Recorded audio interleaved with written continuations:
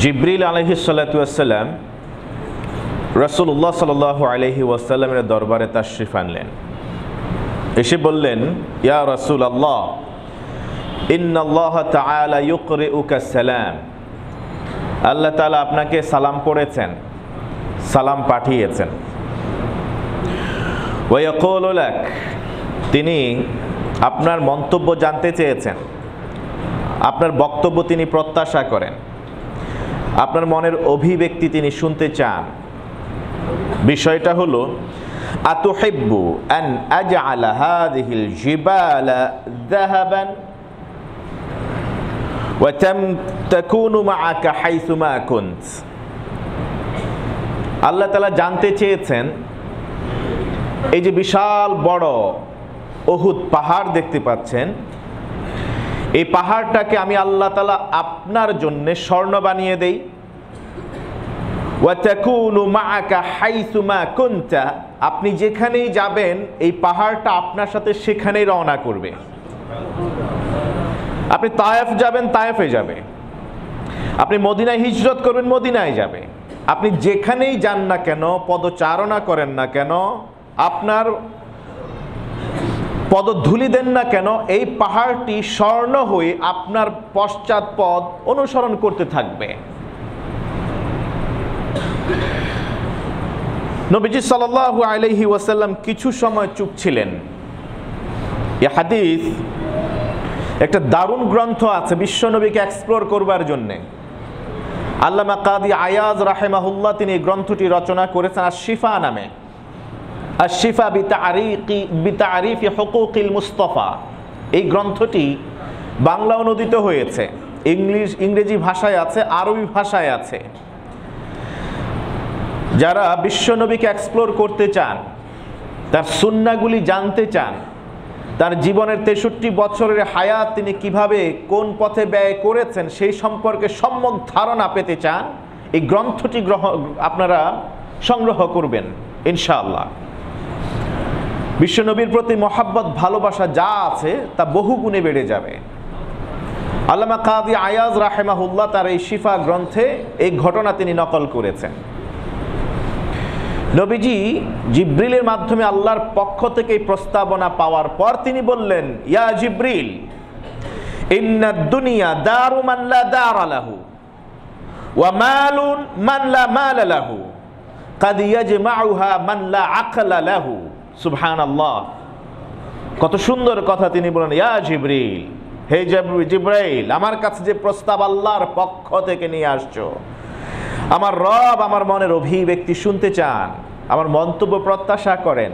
আমি জানিয়ে দিচ্ছি আমার রবকে তোমার মাধ্যমে জানিয়ে দাও, দুনিয়া তো তাদের জন্যে ঘর যাদের কোনো ঘর নাই, দুনিয়ার এই সম্পদ তাদের জন্যে যাদের কোনো সম্পদ নাই, আর যাদের মস্তিষ্ক নাই, আকল নাই, মস্তিষ্ক বিকৃত, তারাই শুধুমাত্র দুনিয়া এবং দুনিয়ার সম্পদের মোহে আত্মভোলা হয়ে থাকে।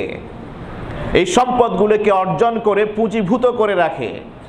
যারা এমনটা করে রাখে তাদের আসলে কোনো জ্ঞান নাই, তারা প্রকৃত আকলবান না। সুবহানাল্লাহ।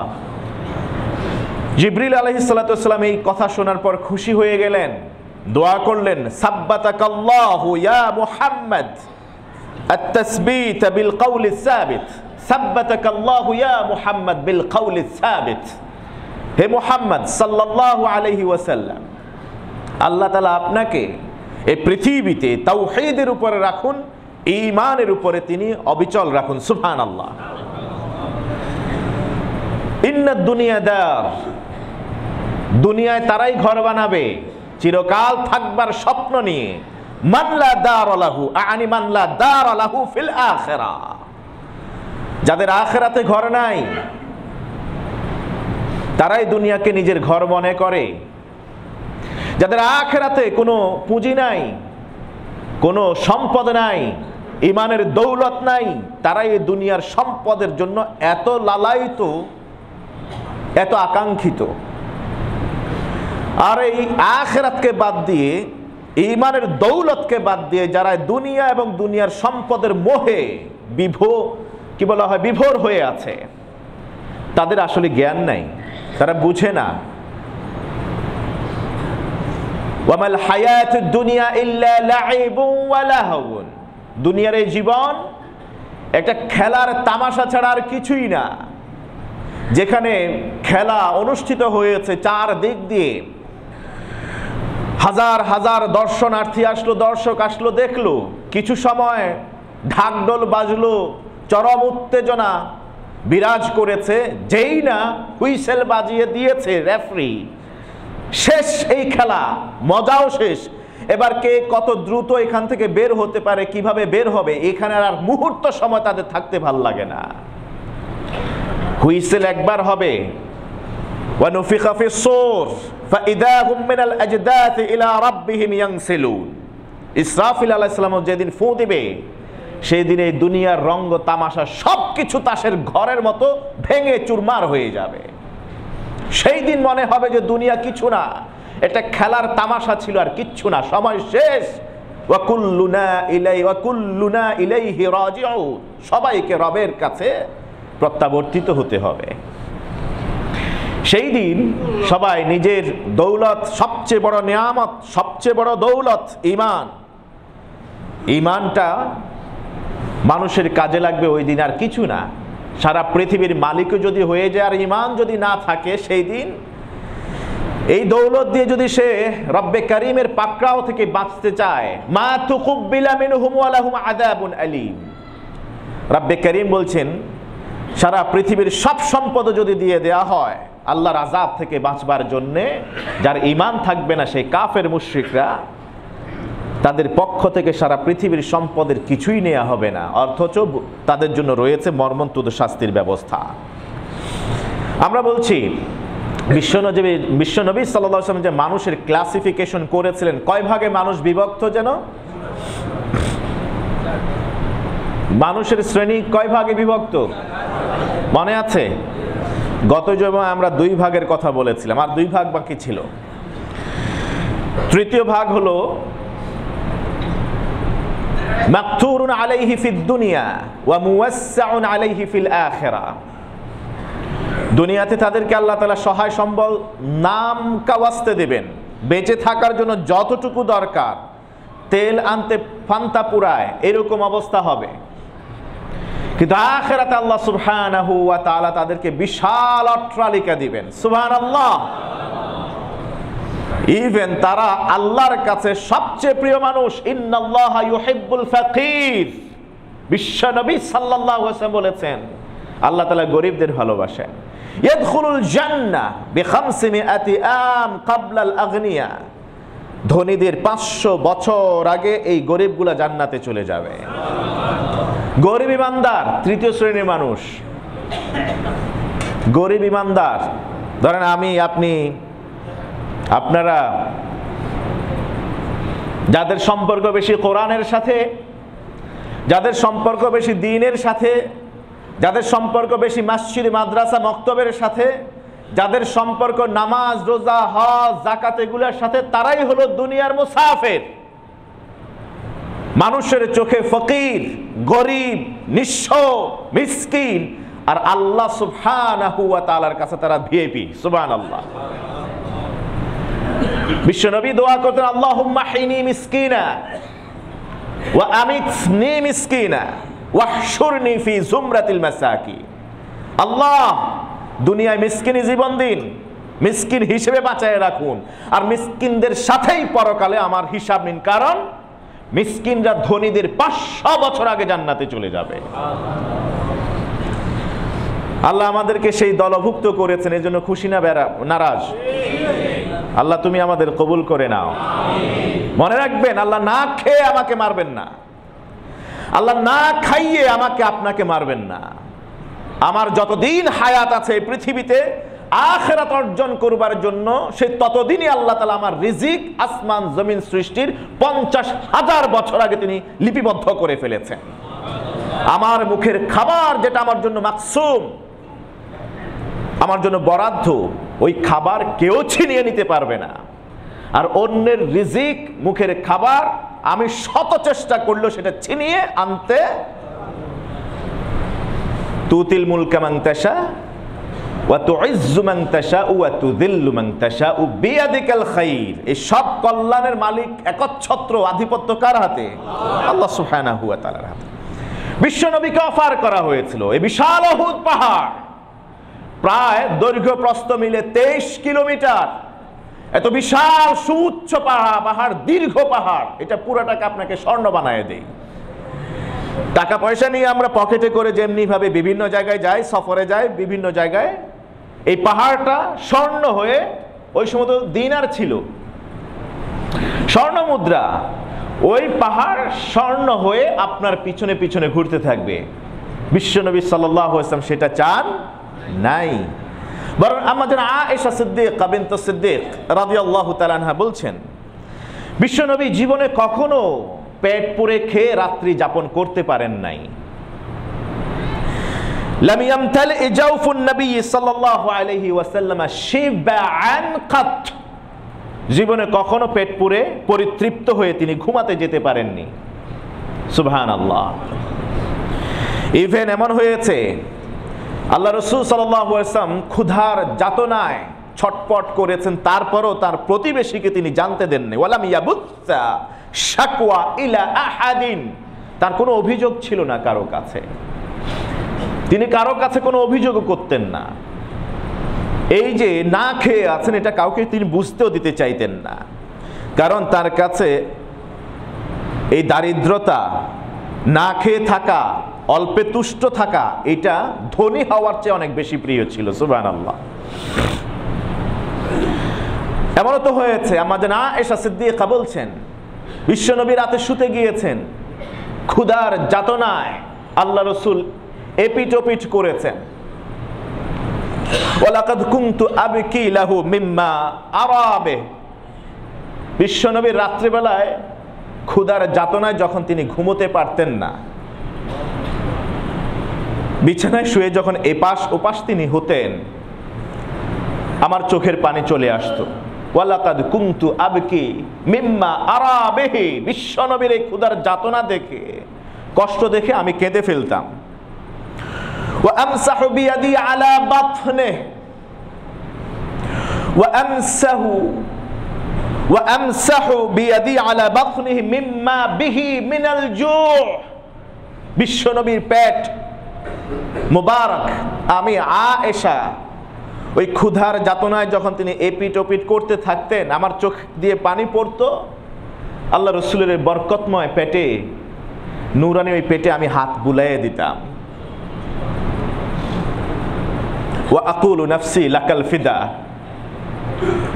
চোখ দিয়ে একদিক থেকে পানি পড়তো, অন্য দিক থেকে পেট মুবারকে হাত বুলিয়ে দিতাম আর বলতাম, নাফসি লাকা আল ফিদা ইয়া রাসূলুল্লাহ, আমার জীবন আপনার জন্য কুরবান হোক, আমার ঘরে কোনো খাবার নাই, আপনার এই অবস্থায় তৃষ্ণা নিবারণের জন্য আমি যে আপনার মুখে খাবার তুলে দেব। স্ত্রী হিসেবে এই দৃশ্যটা আমার জন্য খুব কঠিন মনে হতো, কিন্তু আমার ঘরে কোনো খাবার অবশিষ্ট থাকতো না যে খাবার আমি আল্লাহ রসুলের মুখে তুলে দিতে পারি। মাঝে মাঝে তো এমনটা আল্লাহ রসুলকে বলতাম, ইয়া রাসূলুল্লাহ, আপনি চাইলে তো সমগ্র পৃথিবীর সব নাজ নিয়ামত, গাছের ফলগুলা পর্যন্ত এই মুহূর্তে ঘরে চলে আসে, জান্নাত থেকে সব নিয়ামতগুলি এখন আপনার ঘরে চলে আসবে, আপনি একবার শুধু আল্লাহ তাআলার কাছে চান না, আপনি চাইলেই তো এত কষ্ট করার কি আছে। সাধারণত স্ত্রীগণ স্বামীদের দুঃখ, দুর্দশা, কষ্ট, চেহারা মলিন দেখলে যেসব সান্ত্বনাগুলি দিয়ে থাকেন, ঠিক সেই কথাগুলি, সেই নীতি অবলম্বন করেন আম্মা জান আয়েশা সিদ্দিকা। ছোট বয়সে অনেক তফাৎ ছিল বিশ্বনবী মুহাম্মদুর রাসূলুল্লাহ সাল্লাল্লাহু আলাইহি ওয়াসাল্লামের বয়সের চেয়ে। কত সুন্দর তিনি বলতেছেন, ইয়া রাসূলুল্লাহ, আপনি চাইলে তো জান্নাতের খাবারগুলি এখন আসমান থেকে চলে আসবে, আপনি চাইলে গাছের ফল মূলগুলি সব আপনার এই ঘরে এখন তাশরিফ আনবে, আপনি একবার বলেন না আল্লাহ তাআলার কাছে, এই কষ্ট তো আমার দেখতে সহ্য হচ্ছে না, আপনার এই ক্ষুধার যাতনা আমার সহ্য হচ্ছে না, আপনি কিভাবে সহ্য করছেন। নবীজি সাল্লাল্লাহু আলাইহি ওয়াসাল্লাম তখন আম্মা জান আয়েশা সিদ্দিকাকে তিনি বলতেন, ও আমার আয়েশা, আমার পূর্ববর্তী উলুল আজমে মিনার রসুল, যে রসুলগণ, মহান রসুলগণ চলে গেছেন, তাদের দুনিয়াবি অবস্থা আমার চেয়ে অনেক বেশি খারাপ ছিল, আর অনেক বেশি কঠিন কষ্টে তারা দিনাতিপাত করেছিলেন, দিন যাপন করেছিলেন, রাত্রি অতিবাহিত করেছিলেন। তারা কখনো আমার রবের কাছে কোনো কিছু চেয়ে বসেন নাই, কোনো অভিযোগ পেশ করেন নাই। তারা ওভাবেই ইন্তেকাল করেছেন, রফিকে আলার সাথে সান্নিধ্যে গিয়েছেন, দিদার লাভ করেছেন এবং তার কাছে গিয়ে সেভাবে উত্থাপিত হয়েছেন যখন তারা মিসকিন অবস্থায়, নিঃস্ব অবস্থায়। তবে সবচেয়ে বড় দৌলত সেটা ছিল ঈমানের দৌলত। সুবহানাল্লাহ। এরপর আল্লাহ তাআলা তাদেরকে নাজ নিয়ামত দিলেন, উত্তম আবাসস্থল দিলেন, তাদেরকে আল্লাহ সুবহানাহু ওয়া তাআলা আতিথেয়তার ব্যবস্থা করলেন। আমি যদি আমার সেই ভাইদের পথ অনুসরণ না করে অন্যটা অনুসরণ করে, আমি তো লাঞ্ছিত হব হাসরের ময়দানে আমার রবের সামনে, আমি ওই পথ থেকে বের হতে পারবো না। আমাদের আয়েশা সিদ্দিকা বলছেন, এই কথা বলার 1 মাসের মধ্যে বিশ্বনবী সাল্লাল্লাহু আলাইহি ওয়াসাল্লাম দুনিয়া ছেড়ে আল্লাহর সান্নিধ্যে তিনি চলে গেছেন। তাই মৃত্যুর 1 মাস আগের কথা। কেন এই সময়টা আমি বললাম? ওই সময় তিনি মদিনার রাষ্ট্রপতি। মদিনার রাষ্ট্রপতি হওয়া সত্ত্বেও তার ঘরে খাবারে নাই। আম্মা জান আয়েশা সিদ্দিকা বলছেন, দীর্ঘ 1 মাস পর্যন্ত চুলায় আগুন জ্বলতো না। কখনো খেজুর আসলে একটা খেজুর খেয়ে দিন রাত কাটিয়ে দিতেন। আর পানি অপ্রতুল ছিল, পানিও ওই সময় কেনা লাগতো, কাজের বিনিময়ে পানি সংগ্রহ করা লাগতো, কারণ পানি সংগ্রহ করা ওই সময় খুব কঠিন ছিল। বীরে রুমা, যারা সৌদি আরবে যান আপনারা জানবেন, মদিনাতুল মুনাওয়ারায় বীরে রুমা, রুমা সেই ইহুদির যে কুয়া ছিল, সেই কুয়া সে শুধুমাত্র ইহুদিদেরকে পানি পান করতে দিত, মুসলমানদেরকে দিত না। মুসলমানরা পানির তৃষ্ণা সহ্য করতে না পেরে আল্লাহ রাসূলের দরবারে আসলেন, ইয়া রাসূলুল্লাহ এই অবস্থা। বিশ্বনবী তখন সাহাবীদেরকে ডাকলেন, ডেকে বললেন, তোমাদের মধ্যে কে আছো এই বীরে রুমা কিনে এটা আল্লাহর রাস্তায় ওয়াকফ করে দিবে? ওসমান ইবনে আফফান বললেন, ইয়া রাসূলুল্লাহ আমি কিনে দেব। সুবহানাল্লাহ। সম্পদ দিয়েছেন আল্লাহ, বিশাল একটা মনও দিয়েছিলেন। ইহুদির সাথে আবার পরামর্শে বসলেন বেচা কেনার স্বার্থে। ইহুদি বলল, আমি বেচবো না। বললেন, না তোমাকে বেচতে হবে, কত টাকা দিলে তুমি তারপরে বিক্রি করবে? সুবহানাল্লাহ। বললেন, ঠিক আছে তাহলে আসো, চুক্তিতে আসা যাক, তুমি আমাকে এই এই সম্পদ দিবে, দেওয়ার পরে অর্ধেক ভাগ হবে। তুমি একদিন আমি আমার ইহুদিদেরকে পান করতে দিব, আরেকদিন তুমি তোমার মুসলমানদেরকে পান করতে দিবে। সুবহানাল্লাহ। ইহুদিদের কাছ থেকে সে পয়সা নিয়ে পানি পান করতে দিত, কিন্তু ওসমান ইবনে আফফান কেনার পরে তার দিন যেদিন আসতো সেদিন মুসলমান অমুসলিম সবার জন্য তিনি ফ্রি করে দিতেন। যেন ইহুদিরা আর কিনতে যায় না, কারণ আগের দিনই সংগ্রহ করে ফেলেছে। তখন পুরো কুয়াই ওসমানের কাছে প্রস্তাব দিয়েছে যে আপনি পুরোটাই কিনে নেন, কারণ এখন আর কেউ আমার কাছে কিনতে আসে না পানি, অতএব এটা রেখে লাভ কি। তিনি এটা পুরোটা কিনলেন। কিনে আল্লাহ রাসূল সাল্লাল্লাহু আলাইহি ওয়াসাল্লামের দরবারে এসে বললেন, ইয়া রাসূলুল্লাহ আপনি যে রুমা সেই ইহুদিকে যে প্রস্তাব দিয়েছিলেন যে এই কুয়াটাকে আল্লাহর রাস্তায় ওয়াকফ করে দিবে জনকল্যাণে, তার জন্য জান্নাত ওয়াজিব হয়ে যাবে, আমি এই কুয়াটা কিনেছি, ওয়াকফ করে দিলাম, আমার জন্য কি সেই জান্নাতটা আছে? বিশ্বনবী সাল্লাল্লাহু আলাইহি ওয়াসাল্লাম বলেন, হ্যাঁ তোমার জন্য সেই জান্নাতটা আছে। সুবহানাল্লাহ। আজও পর্যন্ত সেই বীরে রুমা, যেটা বীরে ওসমান নামে পরবর্তীতে খ্যাতি লাভ করেছে, সেই বীরে ওসমান এখন ওসমান ইবনে আফফান রাদিয়াল্লাহু তাআলা আনহুর ওয়াকফ স্টেট, তার নামে অ্যাকাউন্ট মেইনটেইন করা হয়। এখনো পর্যন্ত কিয়ামত পর্যন্ত এমনটাই থাকবে, সেখান থেকে জনকল্যাণে সম্পদগুলি ব্যয় করা হয়। আমরা এবারে গিয়েছিলাম, সেটা এবারও দেখে এসেছি, এখনো পানি সচল, সুমিষ্ট পানি। এখন এইটাকে নিয়ে যাওয়া হয়েছে রাষ্ট্রীয় কি বলা হয় নজরদারিতে, এটাকে নতুন করে আবার পর্যটকদের জন্য সুন্দর করে বড় হোটেল টোটেল করবেন আশেপাশে, বিধায় চারদিক থেকে এখন ঘেরাও করে রাখা হয়েছে। ওসমান ইবনে আফফান রাদিয়াল্লাহু তাআলা ওই সময় বলছিলাম যে পানি কুয়া তিনি ক্রয় করতে হয়েছিল পানি পান করানোর জন্য। ওই সময় পানিটাও খুব সচরাচর ছিল এরকম না, সহজলভ্য ছিল না, পানি কিনে খাওয়া লাগতো। সেই পানির ব্যবস্থাও ওই সময় আল্লাহ রাসূল সাল্লাল্লাহু আলাইহি ওয়াসাল্লামের ঘরে স্বাভাবিক ছিল না, অথচ তিনি মদিনার রাষ্ট্রপতি। তিনি চাইলে একে তো সাইয়্যিদুল মুরসালিন, সাইয়্যিদুল আম্বিয়া, জান্নাতের সরদার, কাসিমুল জান্নাহ, জান্নাতের বন্টনকারী, আল্লাহ তাআলা তাকে জান্নাত বন্টন করবার দায়িত্ব দিবেন। সুবহানাল্লাহ। উম্মতকে যাকে যেখানে পছন্দ তিনি সেখানে তাকে রিপ্লেস করবেন। সেই নবী চাইলে দুনিয়ায় কত বাদশাহী জীবন জিন্দেগি যাপন করতে পারতেন, অথচ মৃত্যুর 1 মাস আগের কথা বলছি, তার ঘরে রাতে খাবার নাই, তিনি এপিটোপিট করছেন। আমাদের আয়েশা সিদ্দিকা রাদিয়াল্লাহু তাআলা আনহা বলছেন, ওয়ালাকাদ মাত, বিশ্বনবী 1 মাস পর মারা গেলেন। ওয়া মা ফি বাইতি শাইউন ইয়াকুলুহু যু কাবিদিন ইল্লা শাতরা শাঈর। আল্লাহ রাসূল যে রাতে যেদিন মারা গেলেন সকালে, সেই রাতে সেই সময় আমার ঘরে বিশ্বনবীর ইন্তেকালের পরে খাবার মতো কোনো খাবার ছিল না, যে একটা জ্যান্ত প্রাণী কোনো খাবার খেয়ে তার জীবন যাপন করবে এরকম কোনো ব্যবস্থা ছিল না। শুধু একটু গম ছিল, ছোট্ট একটা সিটকিনের মধ্যে এক জায়গায় ছিল, এতটুকুনি তার ঘরে খাবার ছিল, এছাড়া আর কিছু ছিল না।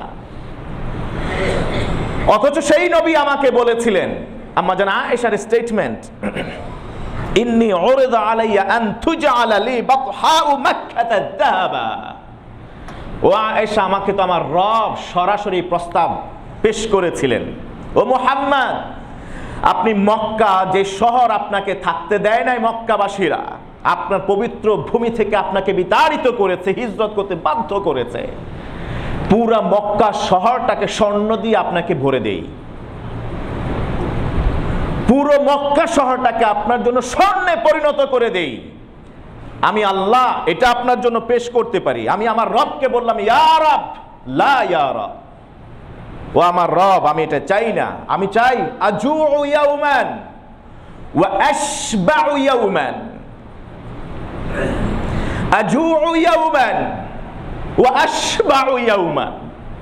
আমার বছরের প্রতিটা দিন সমান যাবে, পরিতৃপ্ত থাকবো, খেয়ে পেট পুরে থাকবো, এটা আমি চাই না। আবার বছরের প্রতিটা দিন না খেয়ে কাটাবো, এটাও আমি চাই না। আমি দুয়ের মাঝখানে ওয়াকানা বাইনা যালিকা কাওয়ামা, এর মাঝখানের একটা অবস্থান আমি চাই, সেটা আজু ইয়াউমান, একদিন ক্ষুধা বরণ করে নেব, ওয়া আশবাউ ইয়াউমান, আরেকদিন তৃপ্ত হয়ে খাবো, আমি এটা চাই। যদি পুরো শহরটাকে স্বর্ণ দিয়ে ভরে দেন, তাহলে আমার এত স্বর্ণ এত সম্পদ আমি কি করব? সারা দিন সারা বছর খাইলেও তো শেষ হবে না, খেয়ে খেয়ে শেষ করতে হবে। আমি এটা চাই না, আমি চাই একদিন খাবো একদিন উপোস থাকবো, এমনটা চাইবো। কেন? তুমি একদিন খাবে একদিন খাবে না এমনটা কেন চাইবে? বিশ্বনবী এর ব্যাখ্যায় তিনি বললেন, আমাদের আয়েশা নিজে স্টেট করছেন, রিপোর্ট করছেন, ফাআম্মাল ইয়াউম আল্লাযী আজুউ ফীহি ফাআম্মাল ইয়াউম আল্লাযী আজুউ ফীহি ফাআতাদাররু ইলাইক। ও আমার রব, যেদিন আমি খেতে পারবো না, উপোস থাকবো, ক্ষুধার্ত থাকবো, ক্ষুধার যাতনা সহ্য করতে পারবো না, পিঠ এপিঠ ওপিঠ, একবার পেট নিচের দিকে উপর হয়ে চিত হয়ে কাত হয়ে আমি শুইবো, এভাবে এদিক সেদিক করতে থাকবো, তখন প্রতিটা মুভমেন্টের সময় আমি আল্লাহ ইয়া রব, ও আল্লাহ, এই কথাগুলি তোমার রব, তুমি আল্লাহকে যেন স্মরণ করতে পারি, তুমি আল্লাহকে যেন জিকিরে নিয়ে আসতে পারি, সেজন্য একদিন আমি না খেয়ে থাকতে চাই। সুবহানাল্লাহ। যে সব সময় সম্পদের মধ্যে ডুবে আছে, সে দিনে রাতে কয়বার আল্লাহকে স্মরণ করে? তার তো কোনো অভাব নাই, আল্লাহকে স্মরণ করার ফুরসত পায় না। একজন বড় ব্যবসায়ীর দিকে তাকা, বড় ব্যবসায়ী, অর্থবিত্তের অভাব নাই, নামাজটাও ঠিক মতো পড়তে পারে না, সফরে যায় রোজাটাও ঠিক মতো রাখতে পারে না, ব্যবসায়িক স্বার্থে অমুসলিমদের সাথে একসাথে ব্যবসা করে, কোনো সমস্যা নাই, কিন্তু অমুসলিমরা কিছু লাল পানি খায়, ওটা না খাইলে ব্যবসা টিকানো যায় না। একটু একটু না খাইলে ব্যবসা টিকানো যায় না, সম্পর্ক ঠিক থাকে না, তাই একটু একটু খাই আর কি ওই সময়, তবে মনে অসন্তুষ্টি থাকবে। কোন ইমানদার কোন মানুষকে সন্তুষ্ট রাখবার জন্য আল্লাহর বিরোধী কোনো কাজ করতে পারে?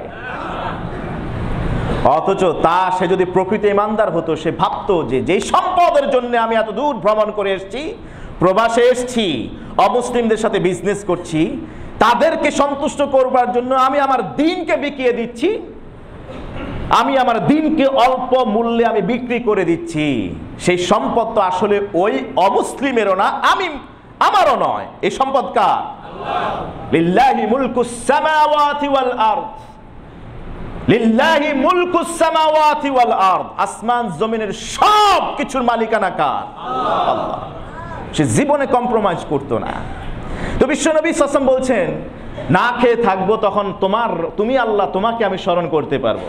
তো আরেকদিন যে খাবে সেদিন, ওয়া আদউকা ওয়া আম্মাল ইয়াউম আল্লাযী আশবাউ ফীহি, আর যেদিন আমি খেয়ে শুবো, খাইতে পারবো, ফা আহমাদুকা ওয়া উসনি আলাইক, সেদিন খাওয়ার আগে বিসমিল্লাহ বলবো, খেয়ে আমি আলহামদুলিল্লাহ বলবো, সুবহানাল্লাহ।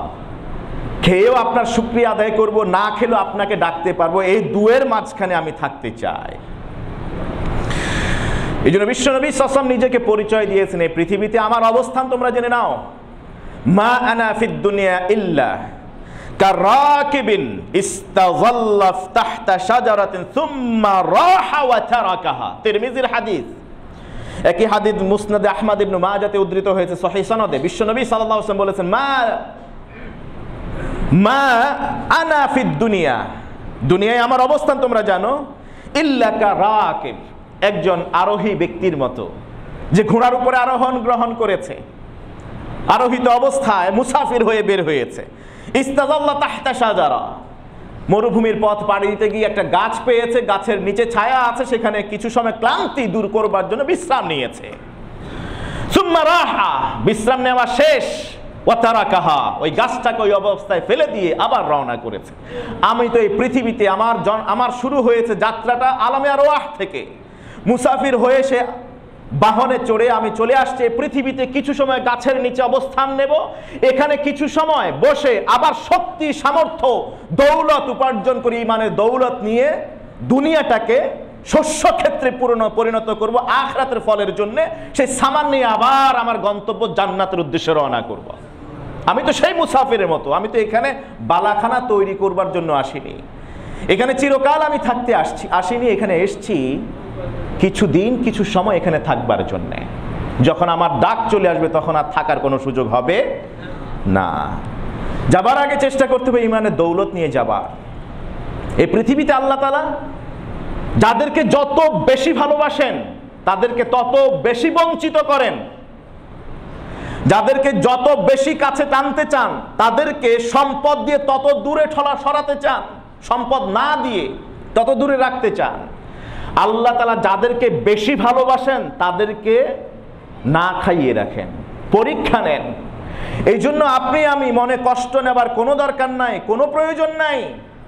আল্লাহ বলছেন, নাহনু কাসামনা বাইনাহুম মাঈশাতাহুম, আমি আল্লাহ নিজের হাতেই আমার বান্দাদের মাঝে সম্পদ বন্টন করি, কাউকে বেশি দেই কাউকে কম দেই, এটা আমি আল্লাহ নিজেই করি। বলেন তো, আপনাকে যে সম্পদ আল্লাহ কম দিলেন, আপনার কোনো হাত আছে এখানে? দিয়েছেন কে? আল্লাহ। তার মানে আল্লাহ আপনাকে ভালোবাসেন। সম্পদে কম দেওয়া মানে হলো পরকালে আল্লাহ চান না আপনার হিসাব নিয়ে 50,000 বছর পর্যন্ত আপনাকে দাঁড় করিয়ে রাখতে। তিনি চান 500 বছর আগে, হিসাবের আগে জান্নাতে আপনাকে পাঠিয়ে দিতে। বিশ্বনবী সাল্লাল্লাহু আলাইহি ওয়াসাল্লাম বললেন, আমি এখনো দৃশ্য মানে চিত্রায়িত করি আমার কল্পনার মধ্যে, সর্বপ্রথম হাসরের ময়দানে সর্বপ্রথম যে মানুষটা জান্নাতে যাবে, সর্বপ্রথম সে একজন গরিব, জীর্ণ শীর্ণ কাপড় পরা ছিল পৃথিবীতে, ঠিক মতো খেতে পারতো না, তাকে কেউ জায়গা দিত না, তার কাছে কোনো মেয়ে বিয়ে দিতে চায় নাই, তার কোনো পরামর্শ সমাজের মানুষগুলি গ্রহণ করে নাই, তাকে সব দূর দূর করে তাড়িয়ে দিয়েছে। সবার আগে এই মানুষটাই জান্নাতে চলে যাবে, সবার আগে। আমি নবী মুহাম্মদুর রাসূলুল্লাহ সাল্লাল্লাহু আলাইহি ওয়াসাল্লাম, আমি তার জন্য জান্নাতের দরজা খুলে দেব। সুবহানাল্লাহ। আল্লাহ তুমি আমাদেরকে সেই কাতারভুক্ত করো। আল্লাহুম্মা জাআলনা মিনাল ফুকারা আল্লাযিনা ইয়াদখুলুনাল জান্নাতা বি500 আমিন ক্বাবলাল আগনিয়া। আল্লাহ, জান্নাতে তুমি আমাদেরকে গরিবদের দলভুক্ত করে ধনীদের 500 বছর আগে যাবার তৌফিক দাও।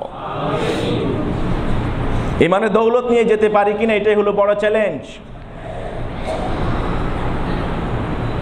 পৃথিবীর মানুষ যাকে চেনে না, আসমান বেশি তাকে চেনে। পৃথিবীর মানুষ যাকে চেনে আসমানবাসী তাকে চেনে না। এর মধ্যে কোনো সফলতা নাই। সফলতা তো এর মধ্যেই যে আপনি ইন্তেকাল করার পর, আপনি পৃথিবীর মায়া ত্যাগ করার পরে সবাই আপনার জন্য দু চোখের পানি ফেলায়, আপনার কথা চিন্তা করে। প্রতি বছর ওই সময়টা আসলে, যে সময় আপনি ইন্তেকাল করলেন, পৃথিবী ছেড়ে চলে গেলেন, সেই সময়টা যেন মিস করে। আপনার একসাথে চলেছেন, আপনি চলে যাওয়ার পরে আপনার বন্ধু আপনাকে মিস করছে, আপনার অভাব অনুভব করছে। এটাই হলো সফলতা। আমাদের এই মাদ্রাসার প্রতিষ্ঠা লগ্ন থেকে মাদ্রাসার শিক্ষকতায় যুক্ত ছিলেন মরহুম আব্দুল মতিন রহমতুল্লাহি আলাইহি রহমাতান ওয়াসিআ। আল্লাহ তাআলা তার জীবনের গুনাহগুলি ক্ষমা করে দিন। আল্লাহ তাআলা তাকে জান্নাতের উচ্চ মাকাম নসিব করে দিন। কিয়ামত পর্যন্ত তার কবরে আল্লাহ তাআলা তাকে নতুন দুলহানের মতো ঘুম পাড়িয়ে রাখুন। আল্লাহ তাআলা আমাদেরকেও এই কাতারভুক্ত করুন। পৃথিবীবাসী খুব বেশি তাকে চেনে না। হয়তো এমনও হয়েছে, কোনো ঘটনা এরকমও ঘটেছে, জীর্ণ শীর্ণ কাপড় পরতো, এলোমেলো চলতো বলে মানুষের কাছে ধিক্কৃত হয়েছে, নিন্দিত হয়েছে। আমি শুনেছি পূর্ববর্তী সরকারের আমলে নাকি সবচেয়ে বেশি জেল জুলুমের শিকার হয়েছে।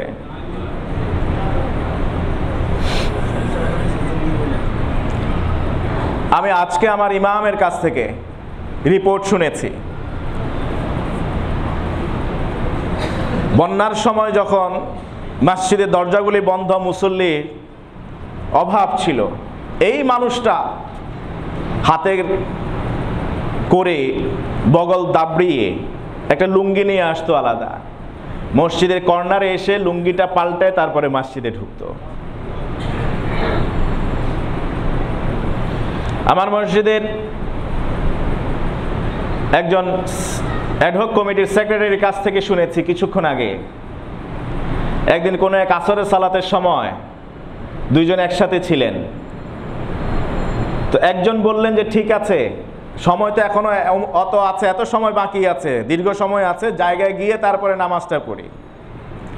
তিনি বললেন আপনার সময় আছে ঠিক আছে, কিন্তু আল্লাহ যে আপনার জন্য সময় বরাদ্দ করেছেন, ওই নামাজটা যে কাজা হবে না, কিংবা নামাজ রেখে যে আপনি মৃত্যুবরণ করবেন না, এর কোনো গ্যারান্টি আছে কিনা?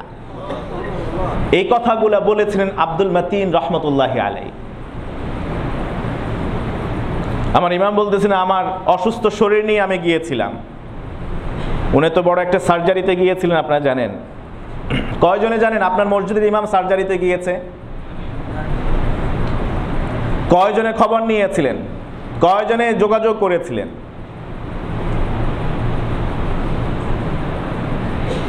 যে ইমামগণ আপনাদের জন্য জীবনের সবটুকুন সময় ব্যয় করে দেন, অন্যদিকে এদিক সেদিক নিজের কল্যাণ, নিজের উন্নয়ন, পরিবার পরিজনের দেখভাল না করে এখানে বসে থাকেন, তিনি যখন অসুস্থ হয়ে যান, আপনি আমার কতটুকু সহযোগিতা করা দরকার, এটা কি একবার ভেবে দেখেছি? এটা কখনো ভেবে দেখি না। ইল্লা মাশাআল্লাহ কিছু তো আছে, আলহামদুলিল্লাহ। তিনি বললেন, আমি যখন অসুস্থ শরীর নিয়ে গেলাম ওনাকে দেখবার জন্য, যখন তাকে গোসল করানো হচ্ছিল, আমি দেখলাম, আমার কাছে হঠাৎ মনে হলো চেহারাটা এত নুরানি হয়ে আছে, মনে হয় যেন চোখগুলি আসলে ঘুমায় আছে। উনি যে মারা গিয়েছেন সেটা বুঝাই যাচ্ছিল না, কারণ ওনাদের তো অভিজ্ঞতা অনেক, বহু লাশ ওনারা দেখেছেন গোসলখানায়,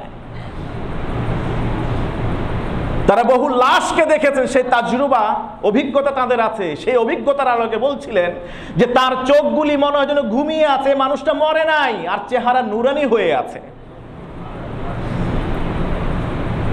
জীবনে নামাজ কাজা করে না এই মানুষটা। মাদ্রাসার প্রিন্সিপাল অন্য শিক্ষকদেরকে উৎসাহ দেওয়ার জন্য প্রায়শই নাকি এই কথা বলতেন, আপনারা আব্দুল মতিন স্যারের মতো হতে পারেন না, আব্দুল মতিন স্যারের মতো হতে পারেন না। যে আব্দুল মতিন স্যার কখনো অন্যায়ের ক্ষেত্রে আপোষ করে নাই, যে আব্দুল মতিন স্যার যত ব্যস্ততাই থাকুক না কেন, মসজিদে এলাকায় থাকলে মসজিদে আসা তিনি ক্ষমা দেন নাই, বন্যা পর্যন্ত তাকে রুখে দিতে পারে নাই আল্লাহর গোলামি করা থেকে। সুবহানাল্লাহ। এই মানুষটা আমাদের কাছ থেকে বিদায় নিয়েছে, দুনিয়াতে কিছুই নাই উল্লেখ করার মতো।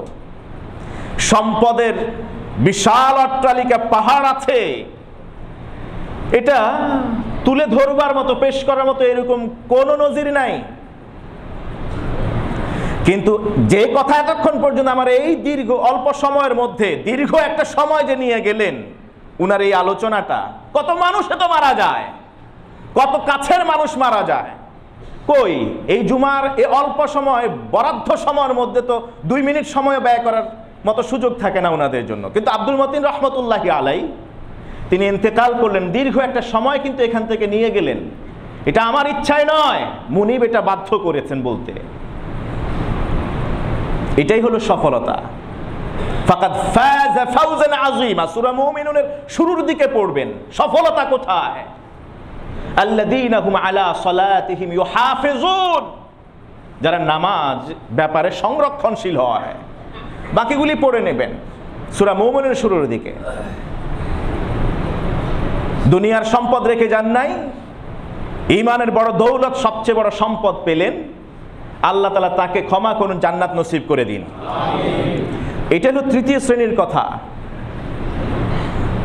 তৃতীয় শ্রেণী যারা হলো গরিব ইমানদার, তাদের সবচেয়ে বড় দৌলত হলো তাদের ঈমানটা। আল্লাহ তাআলা তুমি আমাদেরকে সেই ঈমানের উপর অবিচল থাকার তৌফিক দান করো। বিশ্বনবী সাল্লাল্লাহু আলাইহি ওয়াসাল্লাম মদিনার রাষ্ট্রপতি ছিলেন। তার ঘরের স্ট্রাকচার কেমন ছিল, তার ঘরের আসবাবপত্র কি ছিল, তিনি ইন্তেকালের পরে কত বড় অট্টালিকা রেখে গেছেন, কি সম্পদ রেখে গেছেন, এগুলা কি একবারও আমাকে আপনাকে ভাবায় না? আমার সময় শেষ। বিশ্বনবী সাল্লাল্লাহু আলাইহি ওয়াসাল্লামের জীবনী থেকে এই বাহ্যিক জলজ্যান্ত দৃষ্টান্তগুলি তুলে ধরা দরকার ছিল। আমি আপনাদের বিনয়ের সাথে অনুরোধ করব, বিশ্বনবী সাল্লাল্লাহু আলাইহি ওয়াসাল্লামের ঘর কেমন ছিল এটা আপনারা এক্সপ্লোর করবেন আজকে বাসায় গিয়ে। যারা আরবি ভাষায় মাহারাত আছে, আপনারা গুগলে সার্চ করলেও পাবেন। গুগল করবেন কাইফা কানা বাইতুন নবী সাল্লাল্লাহু আলাইহি ওয়াসাল্লাম, বিশ্বনবীর ঘর কেমন ছিল। ইংলিশে সার্চ করলে পারবেন, বাংলায়ও আপনারা দিতে পারেন। বিশ্বনবীর ঘরটা কেমন ছিল, মক্কা থেকে মদিনায়, মক্কার আগে বাবার কাছ থেকে কতটুকু সম্পদ পেয়েছেন উত্তরাধিকার হিসেবে, মায়ের কাছ থেকে কতটুকু পেয়েছেন, খাদিজার কাছ থেকে কতটুকু পেয়েছেন, তার ঘরের অবয়ব কেমন ছিল, ছাদ কেমন ছিল, দেয়াল কেমন ছিল, অথচ তিনি মদিনার রাষ্ট্রপতি। ইভেন তিনি ইন্তেকালের পরে কি অট্টালিকা রেখে গেছেন, কি সম্পদ তিনি রেখে গেছেন। মাযা তারাকা রাসূলুল্লাহ সাল্লাল্লাহু আলাইহি ওয়াসাল্লাম ইনদা ওয়াফাতি, বিশ্বনবী ইন্তেকালের সময় কি সম্পদ অবশিষ্ট রেখে গিয়েছিলেন, এগুলি বাসায় পড়বেন। বিশ্বনবীকে জানতে পারবেন। নিজের জীবনে অল্পে তুষ্ট থাকার পথ পন্থা আপনি নিজেই নিজেকে বাতলে দিতে পারবেন। আল্লাহ তাআলা আমাদেরকে যদি হায়াতে বাঁচিয়ে রাখেন, আমরা চেষ্টা করব আল্লাহ রাসূল সাল্লাল্লাহু আলাইহি ওয়াসাল্লাম কেমন জীবন যাপন করতেন সেই বিষয়ে কথা বলবার। আল্লাহ তাআলা আমাদের ততদিন পর্যন্ত বাঁচিয়ে রাখুন। রবের কাছে একটাই দোয়া আমরা করি, আল্লাহ যেন আমাদেরকে গরিব ইমানদার হিসেবে আমাদেরকে পৃথিবী থেকে মৃত্যুর সময় তিনি কবুল করে নেন। আমাদের জন্য আমাদের আব্দুল মতিন রহমতুল্লাহি আলাই, প্রফেসর আবুল কালাম রহমতুল্লাহি আলাই, ইতোপূর্বে এই মসজিদের সাথে যারা ছিলেন,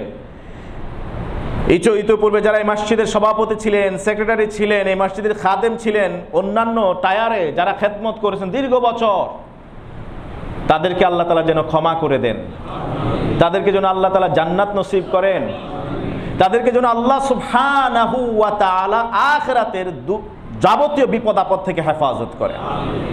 এই মসজিদে শুরু থেকে এই পর্যন্ত কত মুসল্লি, সুবহানাল্লাহ, তারা এই মসজিদে এসেছেন, সেজদা দিয়েছেন, তাদেরকে না পেলে মসজিদ হয়তো বা পরিপূর্ণতা পেত না।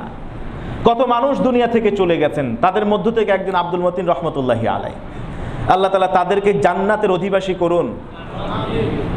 আমি আমার আলোচনার ইতি টানছি এখানে এই কথা বলেই, কখনো মানুষের সফলতায় ঈর্ষান্বিত হবেন না, মানুষের সফলতায় কখনো কষ্ট পাবেন না, কারো গুণকীর্তন করা হলে কখনো মুখ চেপে ধরবেন না, মনে রাখবেন, আপনি অন্যের প্রশংসা যদি মানুষের সামনে করেন, আল্লাহ সুবহানাহু ওয়া তাআলা আপনার প্রশংসা আসমানবাসী এবং জমিনবাসীর সাথে করবেন। আপনি সত্যিকারের হকদার কোনো ব্যক্তির বিষয়ে আপনি ভূয়সী প্রশংসা করেন, আপনার সংখ্যা যদি 3ও হয়, হাদিস সহিহ, আপনার সংখ্যা যদি 10ও হয়, আপনার সংখ্যা যদি 40ও হয়, এমন 3টি রিওয়ায়াত এসেছে হাদিসে পরপর, আপনার ইন্তেকালের পরে যদি 3 জন, 10 জন, 40 জন মানুষ যদি আপনার পক্ষে ভালো হওয়ার ব্যাপারে সাক্ষী দেয়, আল্লাহ তাআলা এই সাক্ষীকে কবুল করে আপনাকে নাজাত দিয়ে জান্নাতে দাখিল করে দিতে পারেন। আর আপনি যদি কারো দোষ ত্রুটি আপনার জানা থাকে, ওই দোষ ত্রুটিগুলি গোপন রাখবেন। তিনি তো সাত্তার সিত্তির, আপনার করা দোষ ত্রুটিগুলি আল্লাহ তাআলা এই পৃথিবীতে গোপন রাখবেন, কাউকে জানতে দিবেন না। যেমনি ভাবে আগে জানতে দেন নাই, পরকালেও তিনি পৃথিবীবাসী এবং সব নবী উম্মত তাদের জাতিদের কাছে আল্লাহ তাআলা আপনাকে আপনার পাপগুলি তুলে ধরে লাঞ্ছিত করবেন না, বরং গোপনে আল্লাহ তাআলা ক্ষমা করে আপনাকে জান্নাত দিয়ে দিবেন। আর যদি আপনি মানুষের দোষ জানার পরে অন্যরা জানে, অন্যের কাছে সেটা তুলে ধরবার জন্য, মানুষকে ছোট হেয় লাঞ্ছিত করবার জন্য, অপমানিত করবার জন্য এই কাজটা করেন না, কোরআন এবং হাদিস খুলে দেখুন। ইসলাম বলছে আল্লাহ তাআলা, আপনি যতই নিজের সম্মান বাঁচানোর চেষ্টা করবেন, আপনি যদি আপনার ঘরের ভিতরে বেডশিটেও শুয়ে থাকেন, লুকায়িত থাকেন, সেখান থেকে আল্লাহ তাআলা বের করে নিয়ে এসে মানুষের সামনে অপমানিত লাঞ্ছিত করুন। ইভেন আপনার পরিবারের সদস্যদের কাছেও আপনাকে আল্লাহ লাঞ্ছিত অপমানিত করবেন।